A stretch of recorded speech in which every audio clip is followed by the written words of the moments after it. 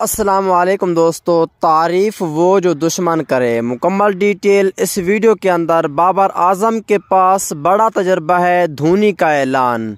हैरान कुन बातें कर डाली बाबर आजम के फैंस के लिए धोनी ने। मुकम्मल डिटेल इस वीडियो के अंदर आप दोस्तों को बताने वाला हूँ।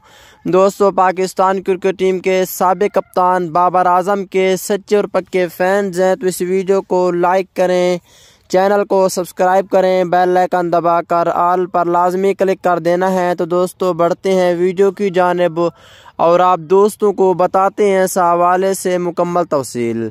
दोस्तों, पाकिस्तान क्रिकेट टीम के ओपनर बल्लेबाज T20 में हुआ करते थे। बाबर आजम बहुत ही अच्छी बैटिंग की है।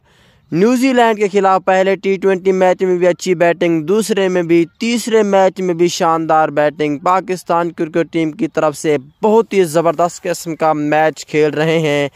इस पर धोनी ने क्या कहा कि आखिरकार पाकिस्तानी बाकी खिलाड़ी बहुत जल्द आउट हो जाते हैं। लेकिन बात कर लेते हैं बाबर आजम की, तो बाबर आजम काफ़ी लेट टाइम तक टिका रहता है क्रीज पर। उसकी वजह बता दी।